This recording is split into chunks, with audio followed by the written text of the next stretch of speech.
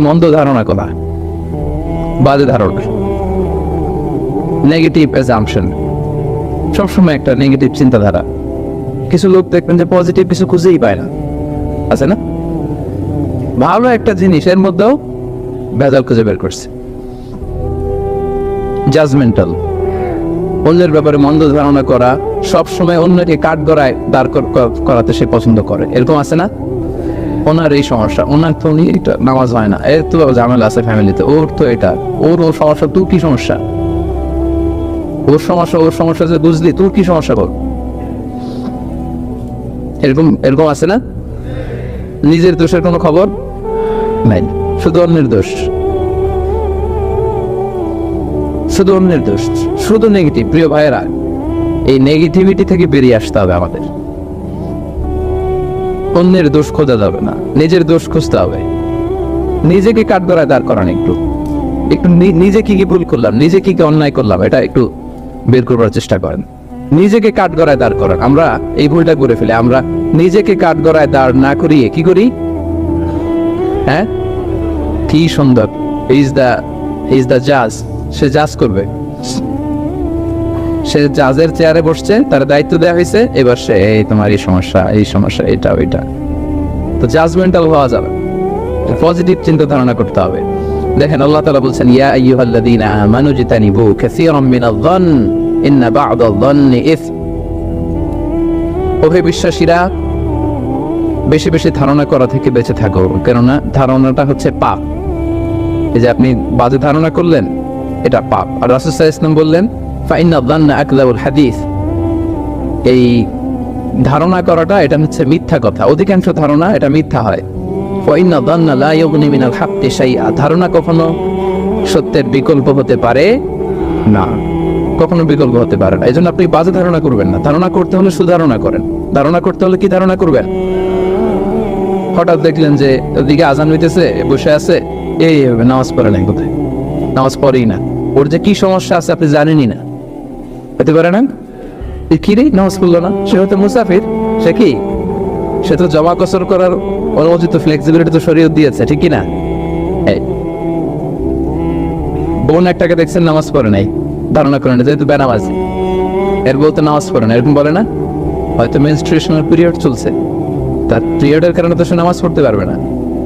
আপনার বন্ধুকে দেখলেন বোরকা পরা এক মহিলার সাথে যাচ্ছে, দিক দিয়ে একটা মেয়ের সাথে, ইয়াং বোরকা পরা, এই তো বাজে ধারণা শুরু, মামাই তো একেবারে কাজ করে ফেলাইছে। হ্যাঁ, বলে না এরকম? মামাই তো একেবারে কাজ বানাই দিচ্ছে। আল্লাহ আকবার। এই যে আপনি ধারণা করলেন, আপনার গুনার পাল্লাটা ভারী করলেন। এই মেয়েটা তার আপন বোন হতে পারে কি পারে না? আজকে বললেন যে পারে কি পারে না? তার আপন ভাগ্নি হতে পারে কি পারে না? এই যে মন্দ ধারণা করছেন, মানে যাই দেখি আমরা খালি চোখে, এটা কিন্তু সব বাস্তবতা না। Something could be strange behind the scene. এর বিপরীতে এমন কিছু আছে, ওটা আমি জানি না, হিস্ট্রিটা। এজন্য আপনি সুধারণা করবেন। কি করবেন? সবসময় সুধারণা করবেন। এই মন্দ ধারণা, বাজে ধারণা, অনেকে এরকম কিছু দেখলেই, বিয়ে করার পরে একটা ঘড়ি হাতে দেখলেই এটা বোধহয় যৌতুক দিছে, বোধহয় পুলিশ অফিসার একটা গাড়ি কিনছে বা ফ্ল্যাট কিনছে, এই তো ঘুষের টাকা দিয়ে বানায় ফেলছে। পুলিশ অফিসার মানেই কি সবাই ঘুষ খায়? ঘুষ খায় একটা বড় সংখ্যক, কিন্তু এখনো অনেক সৎ পুলিশ অফিসার আমার দেশে আছে না? নাই? আছে, এখনো আছে। আপনি মন্দ ধারণা করে গুনার পাল্লা ভারী করবেন না। তাহলে এই মন্দ ধারণাকেও আজকের প্রোগ্রাম থেকে আমরা কি বলে দিলাম? যে সমস্ত জিনিস আমাদের অন্তরকে কলুষিত করে, আমাদের হৃদয়কে অপরিচ্ছন্ন করে দেয়, নষ্ট করে দেয়, তার মধ্যে থেকে অন্যতম একটা রোগের নাম হচ্ছে নিফাক। আরবিতে বলে নিফাক, বাংলায় বলে কপটতা। বাংলায় কি বলেন? কপটতা। আমরা বলি না যে তুই একটা মুনাফিক, এরকম বলি না? কথায় কাজে মিল না থাকলে বলি না? যার মধ্যে এই ধরনের অ্যাটিটিউড আছে, এই অ্যাটিটিউডটাকে বলা হয় নিফাক, হিপোক্রেসি। আরবিতে বলে ইউযহিরু খিলাফা মা ইউবতিন। ভিতরে আছে একটা, প্রকাশ করে আরেকটা। ভিতরে এক, বাইরে আরেক, তার নাম মুনাফিক। ভিতরে এক, বাইরে আরেক, তার নাম মুনাফিক। এই মুনাফিকের গুণাবলী যাদের মধ্যে আছে, এই তাদের এই হার্টটা এটা কলুষিত, এটার কলবে সালিম থাকে না, যে কলবে সালিম ছাড়া মুক্তি পাওয়া যাবে না। তাহলে প্রথম রোগ আমরা চিনে ফেলছি। রোগটার নাম কি? বাংলায় যদি বলি কপটতা বলেন। বাংলায় কি? নিফাকিন, কপটতা।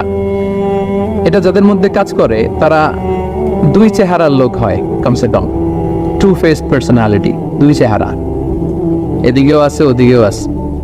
এদিকে যে বলে আমি আপনার সাথে আছি, আপনি খুব ভালো,